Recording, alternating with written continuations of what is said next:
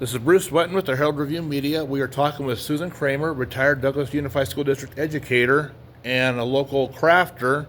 And Susan, you have a display coming up here in January at the Douglas Art Gallery. And when people normally hear of steampunk, they think of steam engines, locomotives, and stuff like that.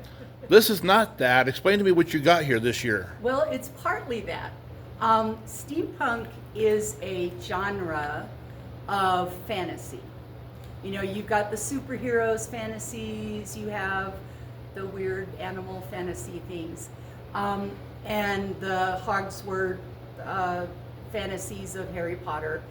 But this is combining the era, the Victorian era, as well as the beginning of the steam engines and they've mashed it together. And basically it's, think Jules Verne, if you remember 20,000 Leagues Under the Sea, his fantasy. There's things in it that have nothing to do with reality. There are pirates, there are basically anything you can think of. I don't embrace the pirates with the swords or the airship captains with the laser shooter things, guns. I do more of the girly fantasy stuff. And what I'm exhibiting here at the gallery is a lot of my costumes, a lot of my accessories, and then I've also got some crafts that I've made. There is in Tucson the Wild Wild West Con, and that is coming up in March. It's at Casino del Sol this year again.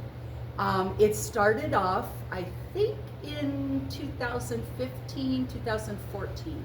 And I actually read an article in the Tucson newspaper about it. And I thought, wow, this is like really bizarre.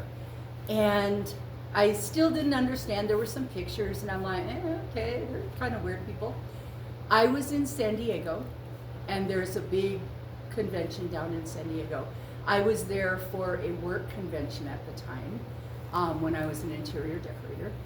And I was in the parking lot, it was late at night, and I'm walking through the parking lot and there is this Victorian couple, a man and a woman. She's very pretty in her Victorian outfits, and he was in knickers and a pith helmet, like think Livingston and the guy in Africa. And I said, excuse me, could you tell me about your costume and things? And they explained what Steve, and I said, oh, I've read about this. And they asked where I was from. I said, Arizona. They said, there's a big conference in Arizona. I said, I read about it last year. So I had been all weekend in my conference, and every time I got in the elevator, I was in the elevator with pirates. I was in the elevator with fairies. I was in the elevator with all kinds of people dressed up in odd attire. And they were having a whole lot more fun than I was. So I started actually getting interested. And I talked a friend of mine into going to the conference that following year. And we went. And before that, we had actually gone to Bookman's. They were having a steampunk day.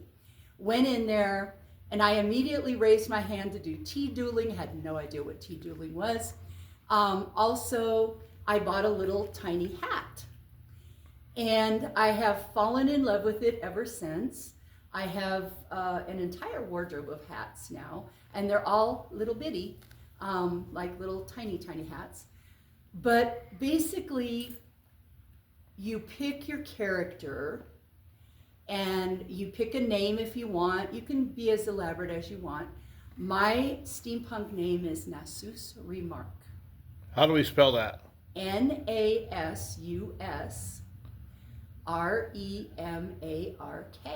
Okay. Now, if you put that on a chalkboard, as I used to do with my students, that is my name spelled backwards. And it's easy for me to remember because it's my name spelled backwards. So I go by the character Nassus Remark. My friend and steampunk partner, her name is Penelope Steele. She's not here, so I don't want to give out her regular name because of her job. So Not a problem. yeah. But yeah, it's, we go by those names when we're at the conference. Question?